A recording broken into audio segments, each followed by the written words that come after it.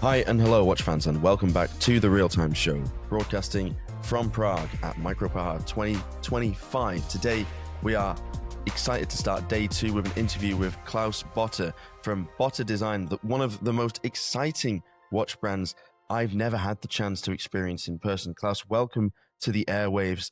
How are you doing today? Yes, welcome. Hello. I'm fine today. I Yeah? had a good sleep tonight and I'm quite fit. Yeah, And very I good. enjoy the place here. Good. You're a 3-strong team here at Micro Praha, so you have some flexibility to move around, to talk to different people, to leave the stand, to experience the whole fair. So that's likely given you a bit more of an insight than many brand owners to how it is going in general. How do you feel the general sentiment is about this, the 3rd edition of Micro Praha, and the 2nd edition that you've attended? Yeah, I like it very much. Mhm. I like the people. There's a very good contact between all the people and nice people who visit us. We have good talks to each other. And I like it very much to get in contact with our customers, to talk directly to them. We'll talk more about that and the way that you communicate with your audience in a moment. But for our audience who haven't maybe experienced Botta before, would you be kind enough to give us a bit of a backstory to you, your involvement in the industry, and the brand itself? Oh, okay. Um, at first, I started studying physics. Okay. So this is very unconventional, I think, physics. And then afterwards, I studied industrial design. Mhm. And that fits perfect together to design and to develop watches. And if you know our watches, you know they are a combination of philosophy, of perfect design. That's what I want to make, and very sophisticated technique behind it. Mhm. Not just good-looking watches, but watches with some philosophy behind and produced in a very, very good quality. That's very important for us. So you started as a physicist of some description, Yeah. and then you moved into watch design at what age? Yeah, I'm not only a watch designer. I'm a designer for industrial goods Yep. as well. We design machines, Mhm. for example, for the phono industry, for the photo industry, for the print industry, for medicine and all the stuff. And watches are my hobby. Okay. There And we it go. became more popular, more important, more important, more important. So about 80% of our business is designing and producing and selling watches. Okay. So when did you launch the first watch that you designed? The first watch, the first watch I built for me, for myself, in about 40 years ago. 40? 40 years ago. Oh, wow. Yeah. Okay. I founded my company in 1986 Mm-hmm. during the design studium. And I built the first watch for me and for my girlfriend and for my friends, and then put it on a fair. And there were some people who were very attracted about this. And so the business came into running. Mm. And in the year 1986, I developed a watch especially for me. I was overwhelmed about the uh, very complex displays of the dials that had 5 hands and lots of displays on it. And I thought it would be good to reduce it to one single hand Mm-hmm. with a special Scale or scale on it. Yes, and that was the beginning of the first one-hand watch in our times, the UNO for just means one. And this became very, very successful and very popular because this makes gives you another approach to time. It's more relaxed. Yep. If you have a second hand that moves very fast, that stresses you. Mm-hmm. And if you don't have a second hand, and if you don't have a minute hand, you only have an hour hand. I just can show it, the normal I hope to find it quite fast. then it gives you a very relaxed way of reading the time. For example, this, I hope you can see it. Yep. That's the with one hand. Very simple to read, very simple to understand. And this became very successful. And we invented lots of other watches as well. We are well known for the 24-hour one-hand watch. There we go. Call the unit 24. It is built like a whole day, 24 hours on the scale, and one hand, which means the position of the sun. The one hand moves like the sun moves around the dial. So the sun moves around here. For example, you have here the nighttime. Here is the daytime, and the hand moves like it moves in the nature. So it's very sun synchronous.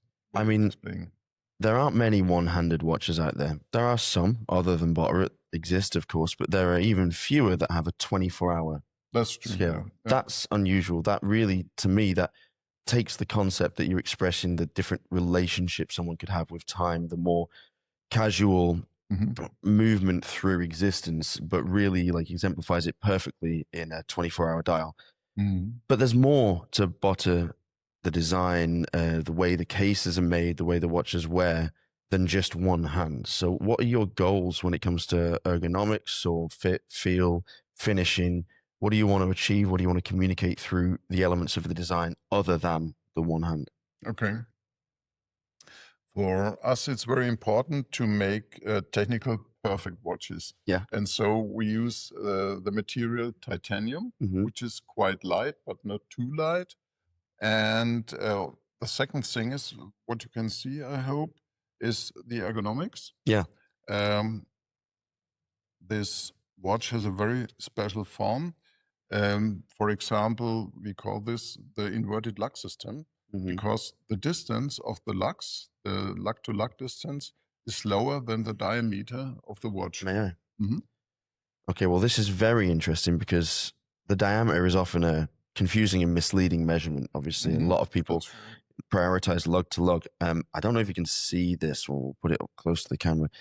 The form there is quite incredible. These lugs are extremely sculptural. They drop right underneath the edge of the bezel. So your L to L measurement is lower than the diameter. What an interesting thing to see. Diameter is 45, for example, and the lug to lug distance is about 36 millimeters. Do you find 36 millimeters lug, so on the wrist? That's very interesting. So do you find that that means that people of a smaller wrist dimension are like buying your watches, women also maybe? Yes. Because you have a very strong graphical language at Botta. That's the thing that personally I always think of you for, a very bold use of color as well. I think my favorite watch you did, I'm not sure how many years ago it was, but it had a very bright, not luminous, but fluorescent green, markings. Stood out as something very other, slightly Tron. I always thought it was like extremely futuristic. But I never really realized that there was so much thought, care, and attention put into the wearability of the watch. Because I mean, these are not just stout lugs. The case back is also somewhat concave, which obviously helps with the wearing experience. Where do you find most success in the world? Which nations is it that you sell to? Because you're based in Germany. Yes. Are you German by birth? I'm German, yes, by birth. But you have an Italian name. Yes. And the brand is named after you. Yeah. So how's the connection to Italy? Because I mean, I see this as more Italian than German, to be quite frank. Like, there's a flair to it. There is obviously like the typical Teutonic approach to case design and finishing and materials and the sort of sense that everything has to make. But the dials, to me, they're very Italian. Okay. Is there a route for you? There is a route, yeah. I think my grandfather was Italian. Okay. Somewhere along the way, your grand. Yeah, okay, yeah. Very interesting. Yeah. But you don't spend time in Italy? No. I love the Italians and I love the Italian way of life. I'm German, but I'm not very, very typical German.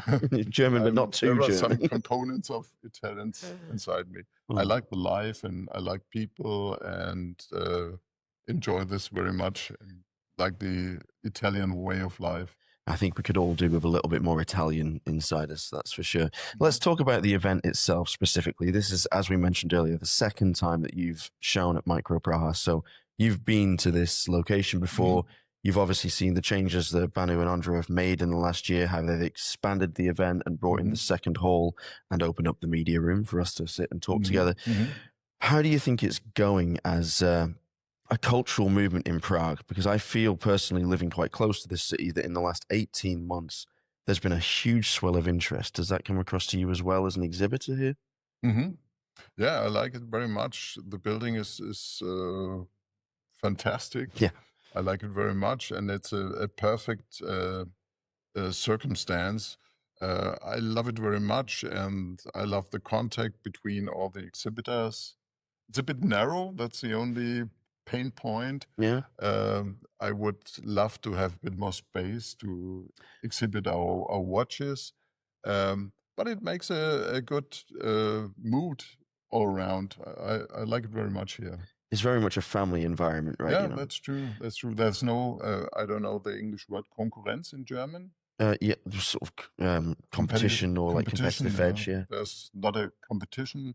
It's like a big family. Yeah. There, and that's what I like. That is interesting because the higher up the food chain you go in watchmaking, the more competitive and closed off the brands become from each other. Yep. Strangely, like in some ways, the more similar they become also as they move apart from the potential collaboration. I hear it very often from independent brand owners, whether they're small micro brands or more like your brand, a smaller independent brand that has a very strong design language, that the collaboration, the sharing of information, even contacts or suppliers is very common amongst this level of watchmaking. And my friend Nicholas Bomascargill from Fears always says, a rising tide raises all ships. It's a common phrase that I only ever heard from him, but it reminds me of this incredible movement that we're seeing in independent watchmaking. And you find that, you see that, you thrive off it, I guess. Do you ever work with other brands in terms of design or creating products or like events of your own in Germany? I have some friends in this surroundings, but we didn't work together with others because we are very specialized in our design, and we have the complete workflow in Germany, and we have a very own style.